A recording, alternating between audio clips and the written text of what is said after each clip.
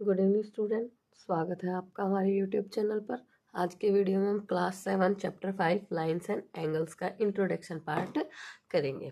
ठीक है, तो जो इंट्रोडक्शन पार्ट है इसमें हम सबसे पहले लाइंस और एंगल्स के बारे में सीखेंगे।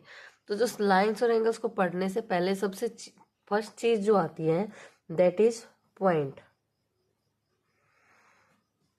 जो फर्स्ट थिंग आती है that is point. Point means जिस चीज को हम लोकेट करते हैं या किसी भी चीज की तरफ इशारा करके हम उसको पॉइंट आउट करते हैं, किसी चीज के बारे में बताते हैं, दैट इज कॉल्ड पॉइंट। अब पॉइंट की जो एक डेफिनेशन है वो है इट हैज नो डिस्टेंस। मतलब इसकी कोई डिस्टेंस नहीं होती, fix distance. It has no fix distance. इसकी जो डिस्टेंस है वो फिक्स नहीं होती। पॉइंट बहुत छोटा भी हो सकता है और बहुत बड़ा भी हो सकता है। फॉर एग्जाम्पल, कई बार आपको बोले कि आपको उस पेड़ तक जाना है, मतलब आपको इशारा कर दिया कि आपको उस पेड़ तक जाना है, तो पेड़ क्या है, वहाँ का पॉइंट है। लेकिन पेड़ का जो लंबाई चौड़ाई है वो एक बिल्कुल मामूली पॉइंट से तो बहुत बड़ी है ना। इसलिए ये कहता है कि जो पॉइंट किया जाता है उस चीज के लिए कोई भी फिक्स डिस्टेंस नहीं होती। ठीक है, नेक्स्ट चीज आती है आपकी लाइन। ठीक है, लाइन जो है, लाइंस जो है वो है कि एक ऐसी लाइन जिसका कोई एंड पॉइंट नहीं होता, मतलब जो कभी भी खत्म नहीं होती। ना तो इसका स्टार्टिंग पॉइंट होता है, मतलब ये लाइन जो कहाँ से शुरू होती है ये भी नहीं पता और कहाँ पे खत्म होगी ये भी नहीं पता। तो इसकी डेफिनेशन होगी it has no end points. यानी कि ये दोनों साइड, इस साइड भी और इस साइड भी क्या करती है, चलती जाती है, कहीं पे जाके खत्म नहीं होती। नेक्स्ट जो आती है दैट इज लाइन सेगमेंट। ठीक है, लाइन सेगमेंट, इसका मतलब it has both and points. इसके पास दोनों एंड पॉइंट्स होते हैं। जैसे यहाँ पे मैंने माना A and this one point B, मतलब इसका स्टार्टिंग पॉइंट ए है और एंडिंग पॉइंट बी है। ए और बी हमारी क्या हो जाएगी, लाइन सेगमेंट। तो जो लाइंस है, अगर मुझे लिखना पड़े लाइंस को, दैट इज यहाँ पे मैं ए पॉइंट ले लूँ, यहाँ पे बी पॉइंट ले लूँ, अगर मुझे लाइन को डिनोट करना पड़े तो मैं उसको ऐसे डिनोट करूंगी कि ए बी, और इसके ऊपर छोटी सी लाइन ड्रॉ करके दो एरो लगा देंगे कि मतलब ये ए बी एक लाइन है जो इस साइड भी मूव कर रही है और इस साइड भी मूव कर रही है। और अगर ये लाइन सेगमेंट को मुझे लिखना होगा देन ए बी, यहाँ पे सिर्फ हम ऐसे रखेंगे, इस यहाँ पे कोई एरो नहीं लगाएंगे। ठीक है, नेक्स्ट होती है हमारी रे।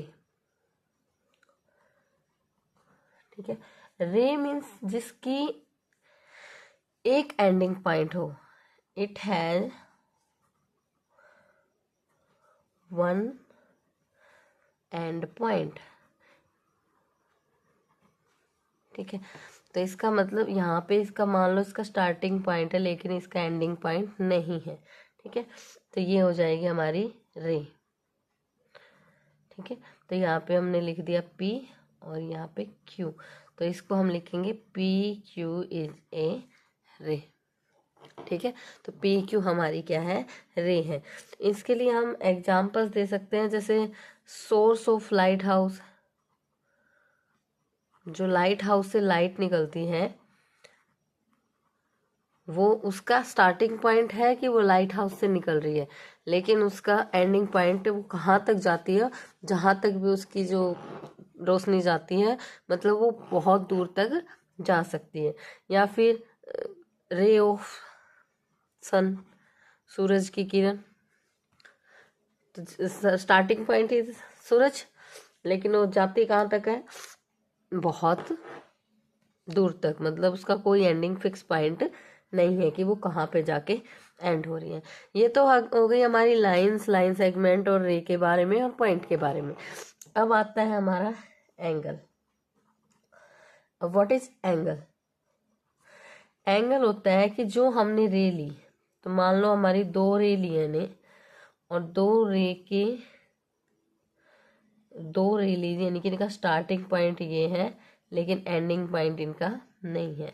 तो यहाँ पे मैंने ली पी क्यू आर, दो रे ले ली मैंने, एक पी क्यू और एक पी आर। ठीक है, तो इन दो रे के बीच में जो स्पेस बन रहा है, ये जो स्पेस बन रहा है इन दो रे के, जो इनका स्टार्टिंग पॉइंट है दोनों रे का, वो एक ही है, और इन दोनों रे के बीच में जो स्पेस बन रहा है उस स्पेस को हम बोलते हैं एंगल। ठीक है, और इसको हम रेडियन में भी काउंट करते हैं और डिग्री में भी काउंट करते हैं। ठीक है, तो जैसे ये हम इसको लिखेंगे 30 डिग्री, 50 डिग्री, 70 डिग्री, ऐसे 180 डिग्री, ये इसके एग्जाम्पल्स होते हैं। ठीक है, उसके बाद हमारे टाइप्स ऑफ एंगल आते हैं। क्या आते हैं? टाइप्स ऑफ एंगल, कि हमारे कितने टाइप के एंगल होते हैं। ठीक है, तो सबसे पहले जो हमारा एंगल होता है that is acute angle. First type है एंगल की एक्यूट एंगल। अब एक्यूट एंगल जो होते हैं दैट इज 0 डिग्री से हमारे बड़े होते हैं और हमारे 90 डिग्री से छोटे होते हैं। ठीक है, जो भी हमारे एक्यूट एंगल होते हैं दैट इज जो 0 डिग्री से बड़े होंगे और 90 डिग्री से छोटे, यानी कि 1 डिग्री भी हमारा एक्यूट में काउंट होगा, 25 डिग्री भी हमारा एक्यूट में काउंट होगा, 65 भी हमारा एक्यूट में काउंट होगा और 89 डिग्री भी हमारा एक्यूट में काउंट होगा। यानी कि 0 से बड़े होने चाहिए और 90 से छोटे होने चाहिए, वो होते हैं हमारे एक्यूट एंगल। फॉर एग्जाम्पल हम यहाँ पे कोई एंगल ड्रॉ कर देंगे, दैट इज मान लो ये मेरा मैंने 80 डिग्री का एंगल बना दिया। ठीक है, तो ये मेरा एंगल क्या होगा? एक्यूट। और इसको एंगल है, इसकी जो लिखने की नोटेशन होती है दैट इज मान लो ये मेरा ए है, ये पॉइंट मेरा बी है, ये पॉइंट सी है। तो एंगल हमेशा जिस पॉइंट पे वर्टेक्स, इस जो बीच वाला पॉइंट होते हैं उसको बोलते हैं वर्टेक्स एंगल, यानी कि वर्टेक्स पॉइंट, और इसके ऊपर जो एंगल बनता है उसको बोलते हैं वर्टेक्स एंगल। ठीक है, तो यहाँ पे इस एंगल को मैं लिखूंगी बी ए सी, और जहाँ मेरा एंगल बन रहा है वो हमेशा मिडल में आएगा, और ये जो this one is symbol of angle, angle को ड्रॉ करने का सिंबल होता है ये, तो ये हो जाएगा एंगल बी ए सी। या और अगर हमें डायरेक्ट लिखना हो तो एंगल ए कितने डिग्री का है? 80 डिग्री। ठीक है, ऐसे हम इसको नोट करेंगे।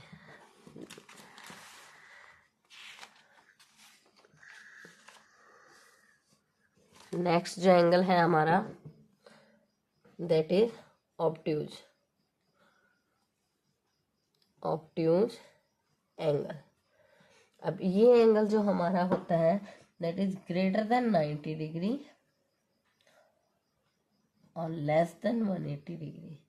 90 डिग्री से बड़ा होता है और 180 डिग्री से छोटा होता है। ठीक है, 90 से बड़ा होता है और 180 से छोटा होता है। तो जैसे कि हमारा एक एंगल बना लेते हैं हम, दिस वन, ये मैंने बना लिया 100 डिग्री का, अप्रोक्स 100 है, एग्जैक्ट 100 नहीं है। तो यहाँ पे मैंने ले लिया पी क्यू आर, तो इस एंगल को मैंने लिखा angle R P Q that is 100 degree, या फिर आप इसको लिख सकते हो angle P is equal to 100 degree. ठीक है, ये हमारा होगा ऑब्ट्यूज एंगल। तीसरा एंगल जो आता है हमारा दैट इज राइट एंगल। ठीक है, राइट एंगल मीन्स जो एंगल हमारा इक्वल टू 90 डिग्री हो, जो एग्जैक्ट 90 डिग्री के बराबर हो। और एग्जैक्ट 90 डिग्री के बराबर वाला एंगल हमारा क्या होता है? एक लाइन सेगमेंट पे, यानी कि एक जो हमारी रे होती है उसके एग्जैक्ट सीधे में परपेंडिकुलर यहाँ पे ये 90 डिग्री का एंगल बनता है और ये सीधे होता है, इसके ऊपर बिल्कुल स्ट्रेट में होता है। इसको बोलते हैं हम राइट एंगल, जो कि हमारा जिसकी जो वैल्यू होती है दैट इज 90 डिग्री। तो यहाँ पे लिखा मैंने यू वी डब्ल्यू, तो angle V is equal to 90 degree, या फिर angle U V W that is 90 degree. ठीक है, नेक्स्ट जो होता है हमारा that is straight angle.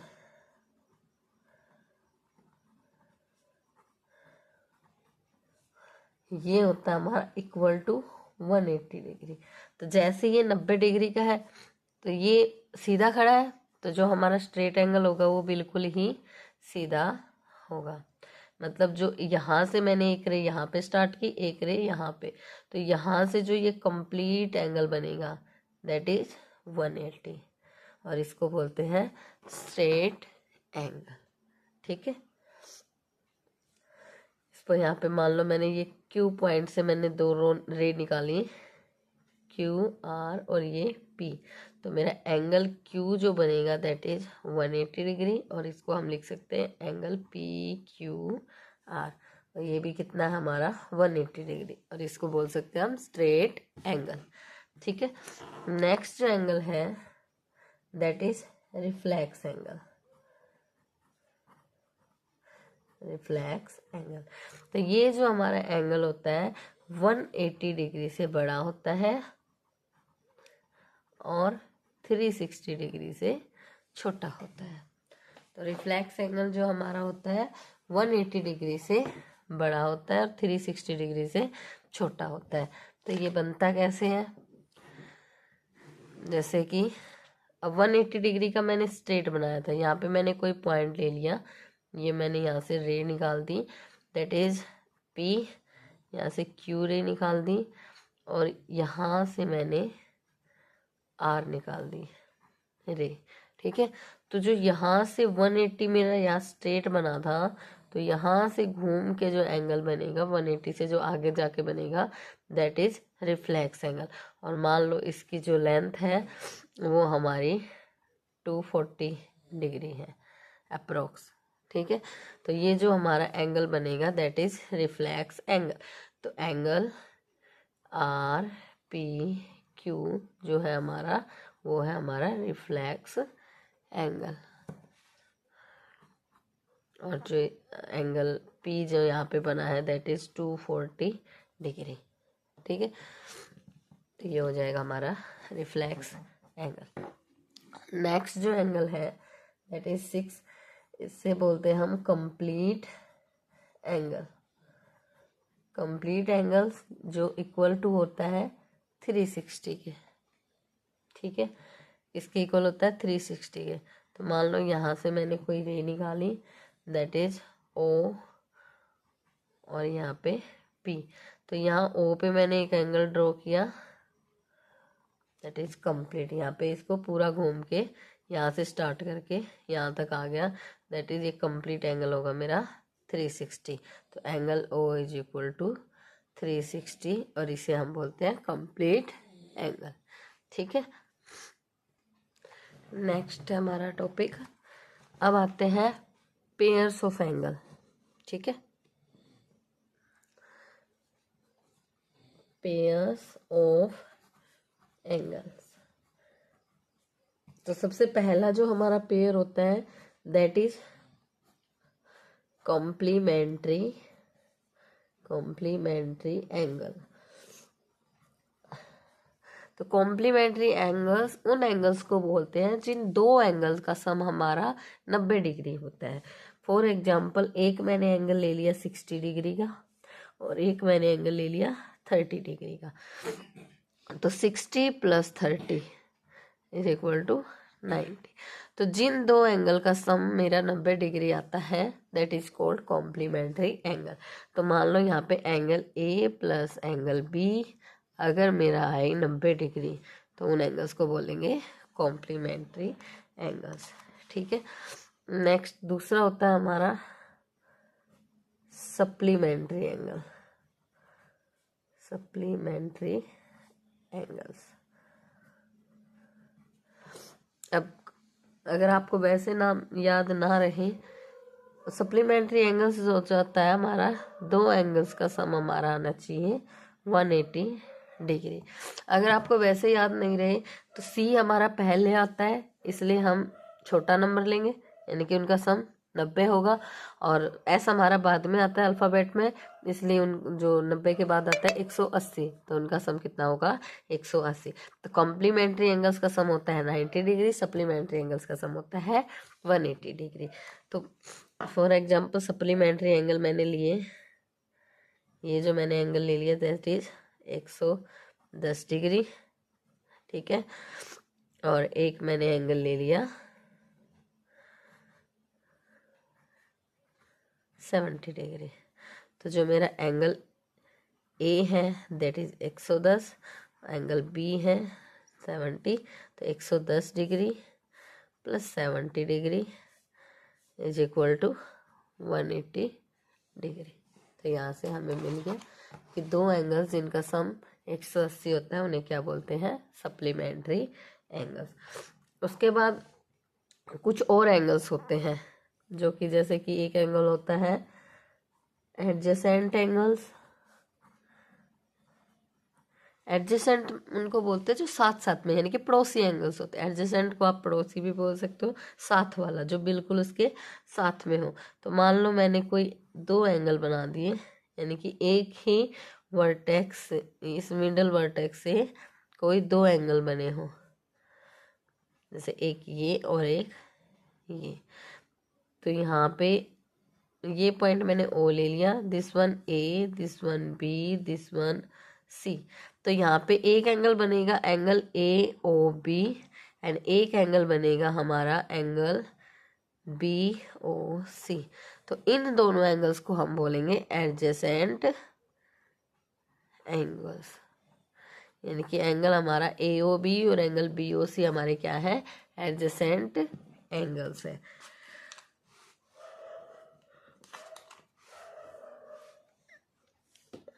Next जो आता है हमारा लीनियर पेयर। लीनियर पेयर क्या होता है, ये तो था एडजेसेंट एंगल्स, यहाँ पे सिर्फ हमें साथ वाले एंगल्स का नाम बताना था। अब लीनियर पेयर में क्या होता है कि मान लो मैंने कोई दो एंगल बनाए, ये है एक एंगल और दूसरा है मेरा ये एंगल, ठीक है। तो ऐसे दो एंगल मिलके ये मैंने लीनियर पेयर बना दिया। यहाँ पे P, यहाँ पे Q, यहाँ पे R और यहाँ पे S, ठीक है। तो जो मेरा एंगल बना, एंगल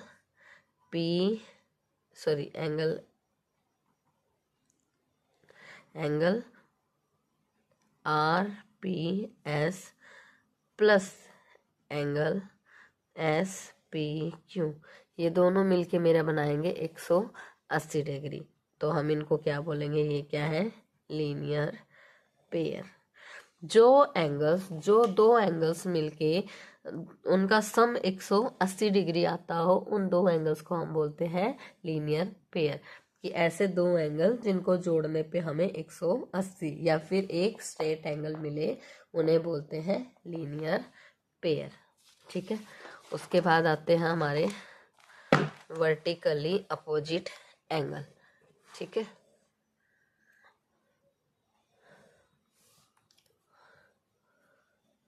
वर्टिकली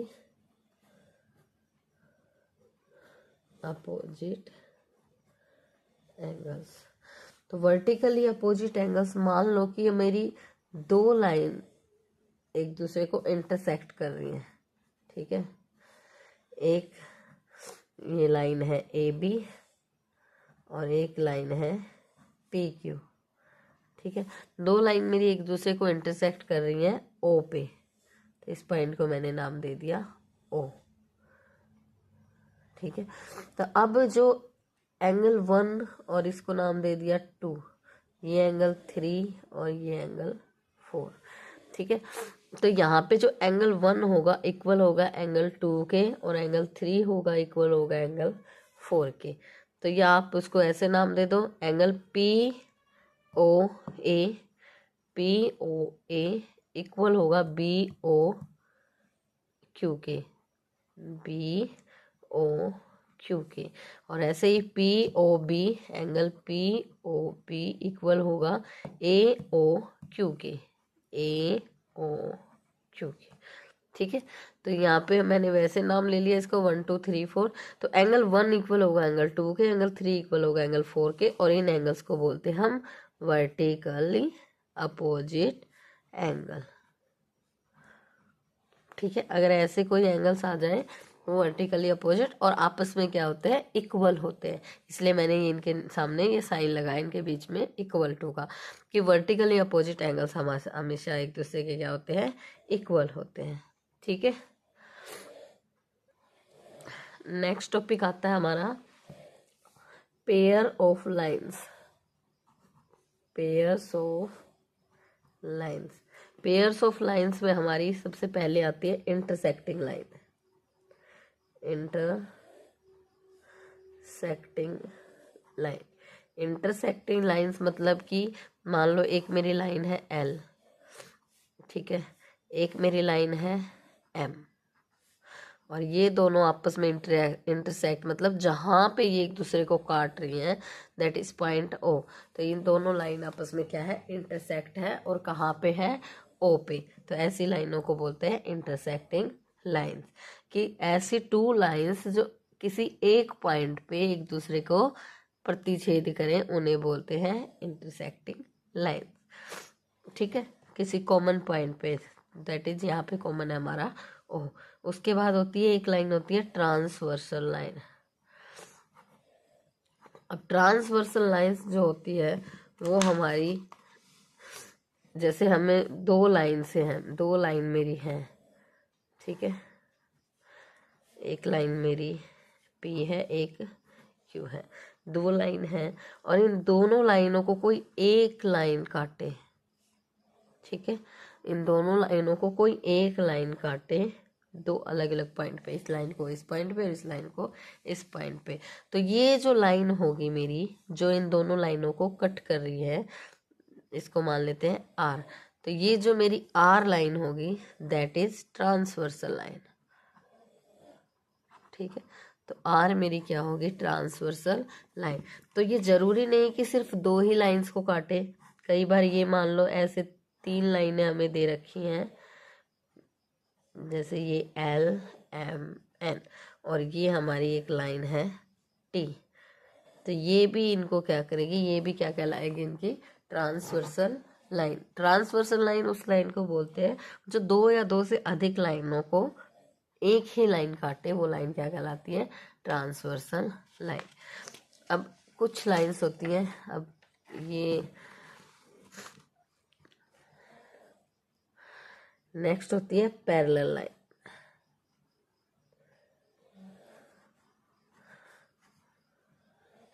ठीक है, पैरेलल लाइंस, पैरेलल लाइंस क्या होती हैं, जो लाइंस कभी भी एक दूसरे से किसी भी पॉइंट पे जाके ना मिले, मतलब ये इनको आगे बढ़ाओगे तो भी ये कहीं भी जाके नहीं मिलेंगी, उन्हें बोलते हैं पैरेलल लाइन।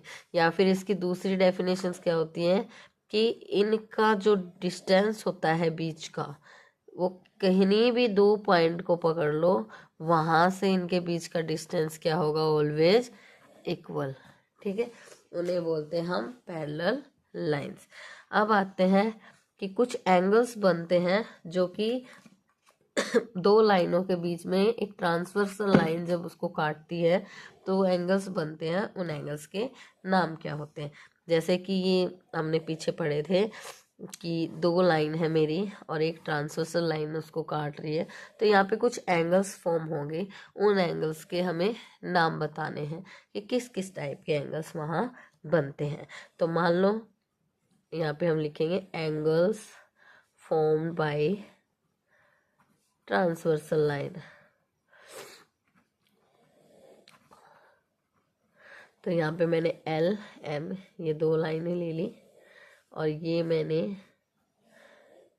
Q एक ट्रांसवर्सल लाइन ले ली। ठीक है, अब यहाँ पे मैंने देखा कि एक एंगल मेरा ये बन रहा है, एक ये बन रहा है, एक ये बन रहा है और एक ये बन रहा है, ठीक है।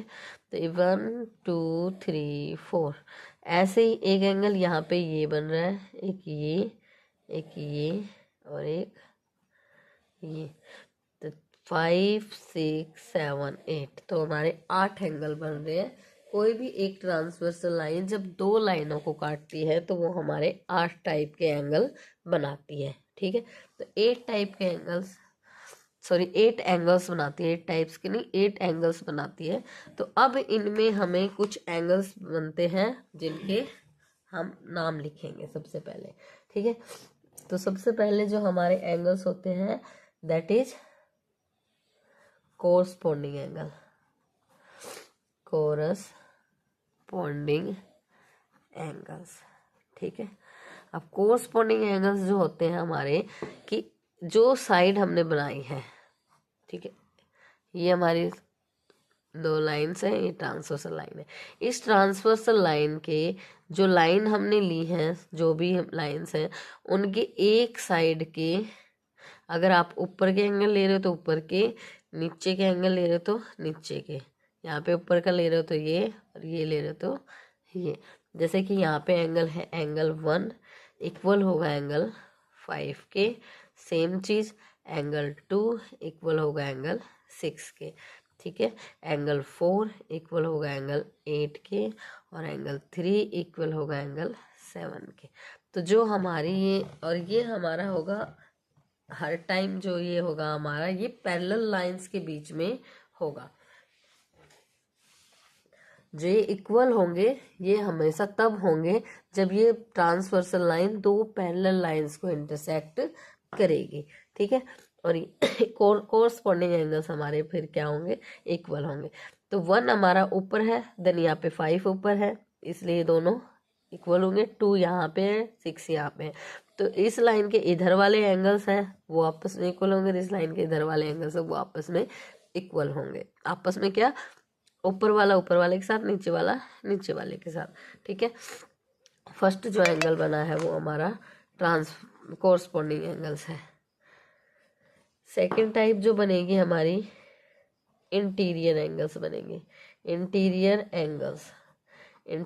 एंगल्स कौन से होंगे, जो कि हमारे इन दो लाइनों के अंदर अंदर होंगे। तो एक हमारा एंगल 4 है, एक 3 है, एक एंगल 5 है और एक एंगल 6 है।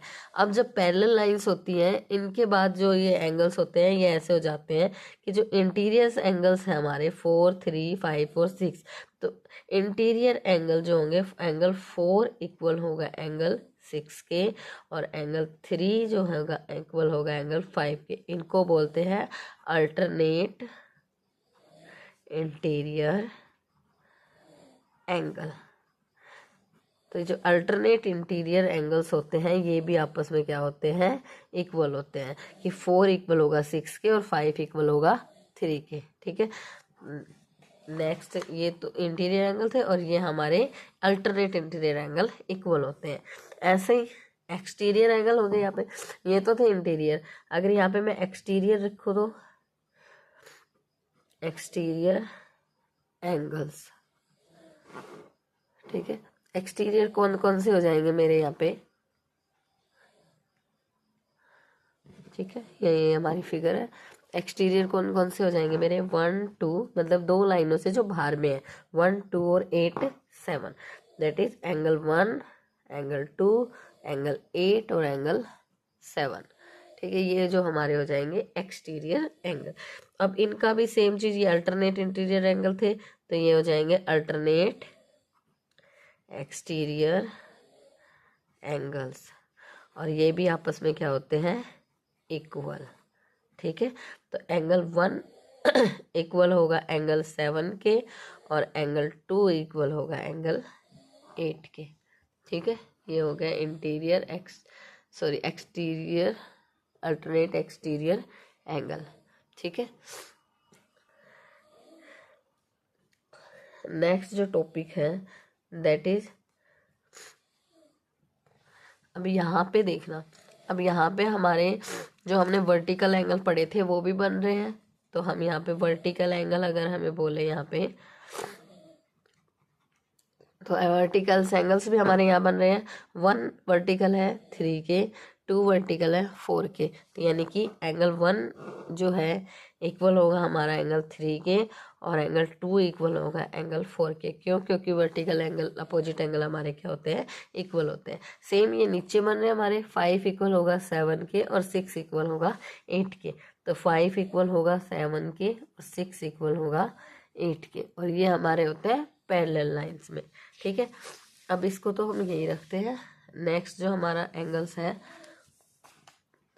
वर्टिकल अपोजिट एंगल, उसके बाद हमारा एक और एंगल आता है, that is same side of transversal. Same side of transversal. अब ये इंटीरियर भी होते हैं और एक्सटीरियर भी होते हैं। ठीक है, अब सेम साइड ऑफ ट्रांसवर्सल मतलब ये दो पैरेलल लाइन है, तो ये ट्रांसवर्सल है। सेम साइड मतलब इसके इस साइड और या फिर इस साइड। ठीक है, तो इस साइड वाले एंगल्स ये एक्सटीरियर होंगे और ये इंटीरियर होंगे। ठीक है, तो अगर हम यहाँ पे इंटीरियर की बात करें, दैट इज ये हमारी पैरेलल लाइन, तो ये हमारे इंटीरियर एंगल्स होंगे। तो हमारे यहाँ पे कौन कौन से, 4 और 5। तो ये क्या बोलता है कि एंगल्स जो हमारे 4 और एंगल 5 है। ठीक है, और ये इनकी कंडीशन क्या है कि angle 4 plus angle 5 is equal to 180। जो हमारे इंटीरियर एंगल्स हैं सेम साइड ऑफ ट्रांसवर्सल के, इन दोनों का सम क्या होता है, 180। सेम हमारा एक्सटीरियर के लिए होता है, एक्सटीरियर होगा 1 और 8। तो सेम चीज 1 plus angle 8 is equal to 180। और अगर इस साइड की बात करें तो ये एक्सटीरियर, यानी कि इधर लिखे तो हम 2 और 7, तो angle 2 plus angle 7 is equal to 180 degree. और अगर यहाँ पे बात करें तो एंगल 3 और एंगल 6, तो angle 3 plus angle 6 is equal to 180 degree. तो ये हो गए हमारे सेम साइड ऑफ ट्रांसवर्सल।